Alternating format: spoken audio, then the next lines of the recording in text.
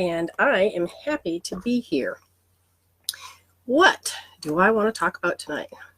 Well, that's up to the spirits, because I am just a regular person that has learned how to tap into my higher self, tap into who I am, tap into my soul. I have been doing this for about 30 years, and one of the things that I realized was it was so important is to start noticing who you are not. We come into this world, and one of the amazing things is that our soul chose our mother, our father, our environment, where we're going to live. And I oftentimes say to my husband, wow, I thank your soul for choosing Adelaide, because I really love it. Now, we had some really doozy of the weather in the last few days, but I lived through it. One of the jokes is, because this is considered like some type of witchery thing, I said, oh yeah, well, I'm melting. I am not in the Wizard of Oz, but I am in the land of Oz. So I just thought that was funny. Yeah, I'm just a regular person that chose to not want to go insane.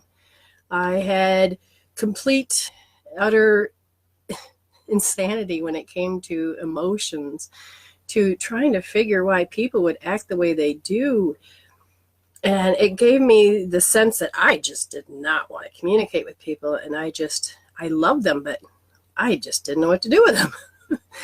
And then I had a lot of tragedies that happened throughout my life. And the biggest thing I kept asking is, how do you get over it? How do you get through it? You just can't. People shouldn't just be sent here to go crazy. So I turned to God. At a very young age, I didn't know what that meant. But then as time went on, I realized that to find God, you got to find yourself. And when you find yourself, you find God. It wasn't in bricks and mortars. It was this peacefulness that when you learn that you have an ego, what I teach my students is that ego is hold on, I just got an incoming message from something and I don't know what it is. But when they do that, they drop me. They usually want me to, I don't know. And we resume. Okay, so ego. One of the things that it's taught me is that ego is that part of yourself that disconnects from your higher self, and we over-identify with matter. Now, over-identifying with matter is the emotional aspect. It is holding on to it and holding that attachment. But going a little further in my studies, I realized that ego is this a lens that you look through. And your soul and your higher self looks through, and you are the observer. And you look around, and you can decide to interact with it by becoming more of this illusion called life. You interact with the frequencies, the energies, and everything that makes up what we are. We're light and information. We are energies and frequencies. We are that spirit with a soul, which is a recorder, that said to God, okay, I will go out and create like you asked. And this is what we're doing. We've created this. We've come here. We've created this particular, what do you want to call it, a hologram. Or in Star Trek, or in one of those, it's a holodeck. And it feels pretty real because we have sensory, we're a sensory being. But when we get over-identified, I mean really over-identified, it is when the thoughts go wild and the emotions go nuts. And what happens is that you end up going into high beta because we have different levels of the way our brain functions.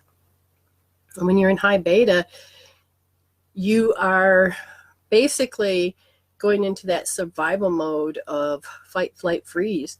And when you do that, 80% of the blood leaves your forebrain and goes to your limbs. Now, why does that matter? Because your frontal lobe is what creates reality. And if that part of your reality is not, if you feel like nothing's working for you, understand that you're not really connected to that higher self, to that soul, to that heart part of who you are. And you're feeling around, but you're also learning. Now, when you over-identify with matter, ego stands for the electromagnetic guiding omni-apparition. We are electromagnetic beings. Everything is electromagnetic. And we're learning how to read the, what do you want to call it? The information and the light. So I want to welcome everybody for joining me. Remember to share. Remember to tell people out there. And I want to take you on a journey of not being so wrapped up and over-identifying with matter.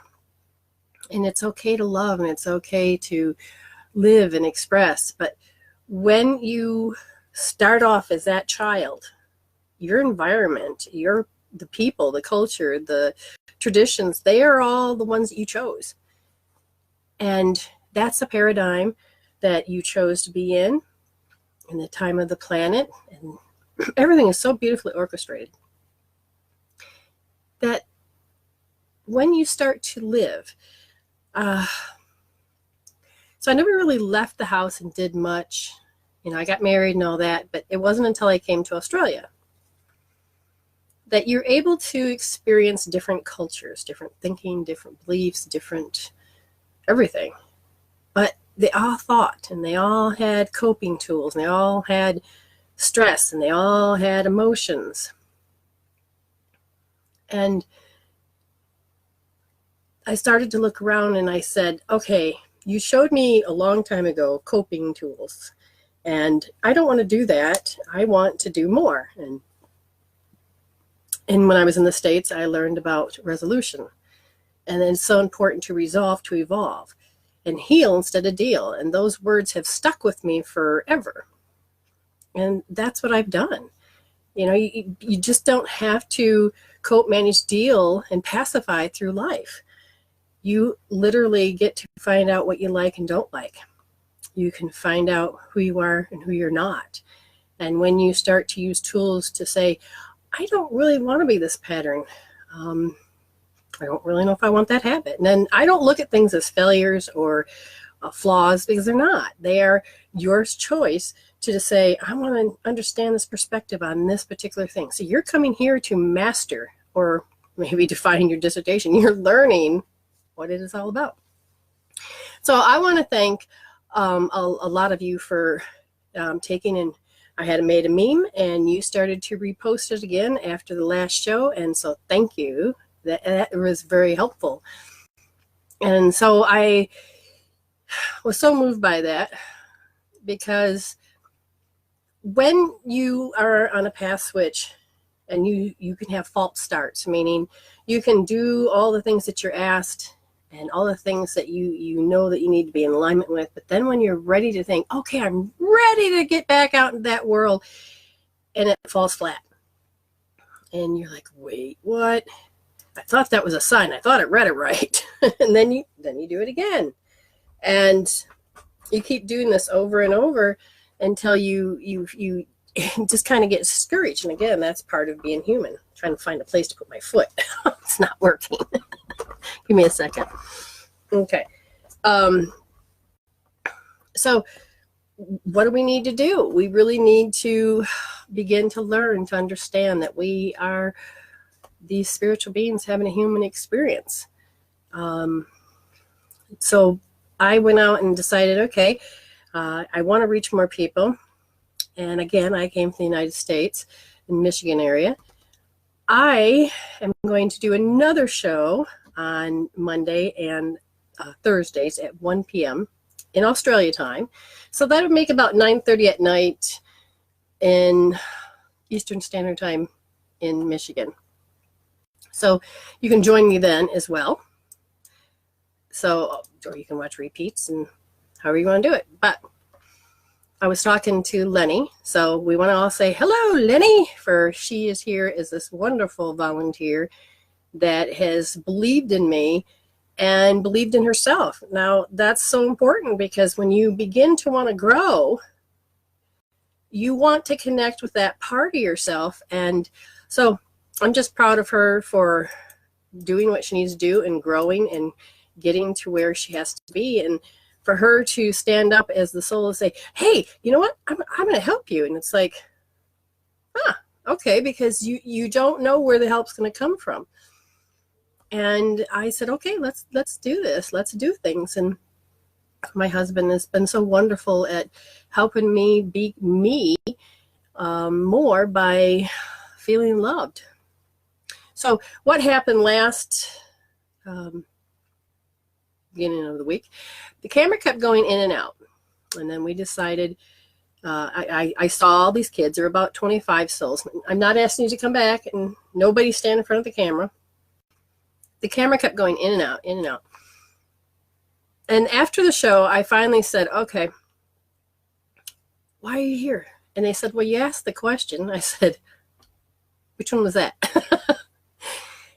In my Empowerment Through Enlightenment class, I would always center, raise the vibration, and then I would allow all of the souls that were in the class to tell me what it is that they unified decision, not verbally, their souls, of what it is they wanted to talk about. And I think that the last video was about mothers and children, and should I or shouldn't I, or can I not? And as I started to really ask, I mean, that's what the kids were here for. Some wanted parents, some said they were my parent, and yeah, they just, the message is about that love, and that, you know, we came together. Now there's a lot of questions and a lot of pain when it comes to losing children. My mother lost a child, and I was 7, and my brother, I think, was 18 or something like that. And it just devastated my mother, and I felt like I've lost my mother. I was, you know, she was just a shell. Took a couple of years to regroup and regather, and the problem is that she had a baby, a 2-year-old besides me, which is 7, and then the rest of us.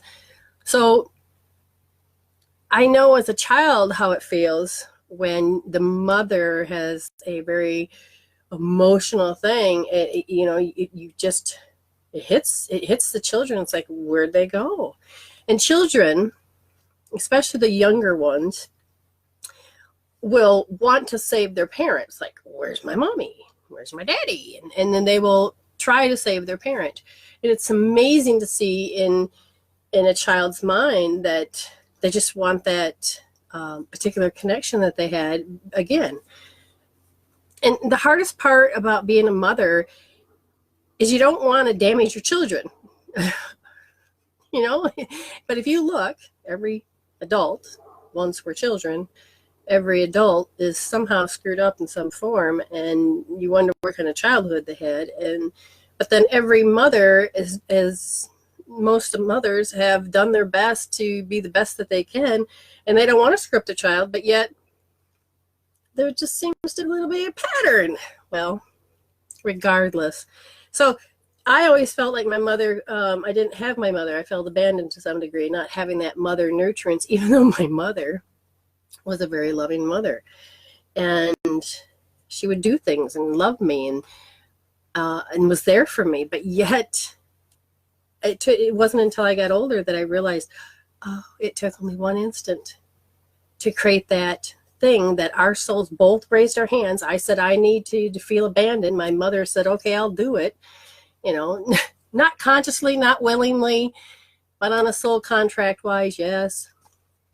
So it can be very hard to understand and comprehend of what really is going on.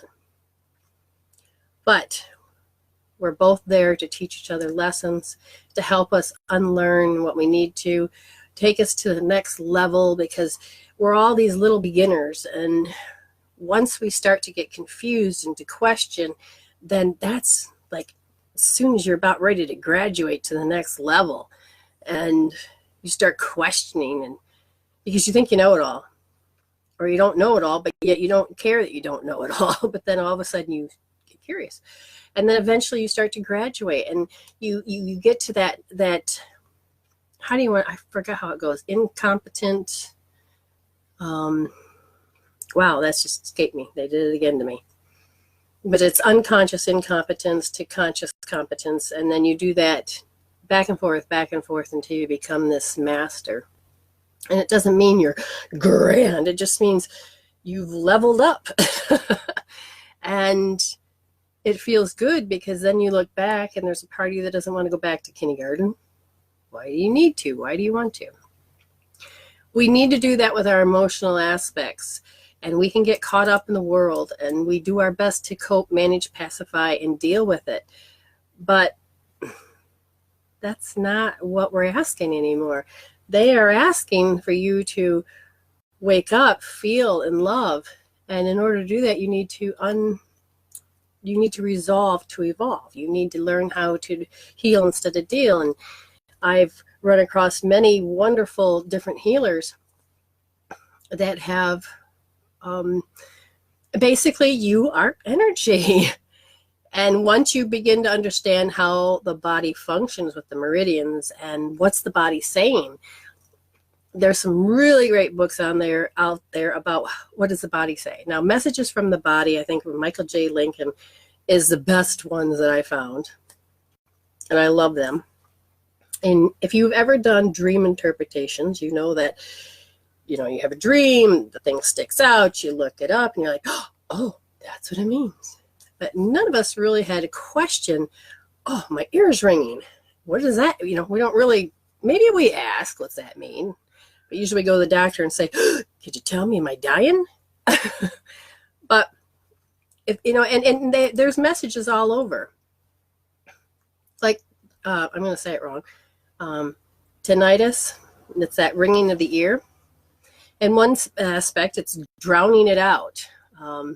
There are messages from the higher self and the other side. You just don't want to hear it, as well as from your outer environment.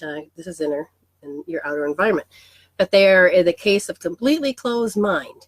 And don't take offense to that, but if you have arrested development, you wouldn't know to open that mind. You don't know what you need to know in order to know it. You have never really been able to, oh, wait a minute, I can just look over the brick wall. And it's learning those steps. And even though you can bash your head against the wall and say, oh my God, I've done everything I can to figure this out. Well, Einstein would say that he would think, 99% of the time, but then when he was quiet and he just went with the flow, that's when the answers would come. And that's, that's that quiet part of yourself, shutting down the ego. And sometimes you'll see people like me, meaning psychics and stuff, readers, mediums, we will entertain our hands so that our ego's over here going, oh, and then you learn to step back and listen with your higher self. And you're able to do two things at once. Instead of just micromanaging, you're able to really become the observer of what's going on in your environment. Going further of what that ear ringing, they say that they don't want to hear it No, I don't want to hear any of it. And they are refusing to listen. I know I had shut that down when my boyfriend died. And it was like, I didn't want to hear anymore. And literally, it was quiet. But wow, did it feel disconnected? Did I feel I couldn't cope? I couldn't manage. I didn't know what to do in life. I had no direction. Oh my gosh. And eventually you start to wake up. But a little bit more, they are not hearing their inner voice, and they are being intensely rejected and stubborn. They were so mistreated by the environment from the very beginning that they have no trust in the universe, in the world, or in others. They listen only to their own long-established beliefs. That's huge. Our beliefs speak. Now, it doesn't mean you have to have a bad childhood. It could be all of a sudden you're playing along and your mother raises her voice and scares the crap right out of you. And you don't know how to handle that. And it can be so innocent as that. We don't really know on the soul level what is it we want to choose that will cause us to do those particular things. But it's up to us to discover what it means. Go a little further. It says, it all started in a severely oppressed and hostile home. But again, it doesn't have to be. Now, oppressed, like one of the things I did is my mother was a very loving, giving person, but I'd watch my sister drive my mother nuts. I stood back and said, I ain't going to do that to my mother. So I cut out all of these little things that, I'll behave. I won't ask for things. I won't ask for help. So it wasn't about being in a hostile home. I pressed myself.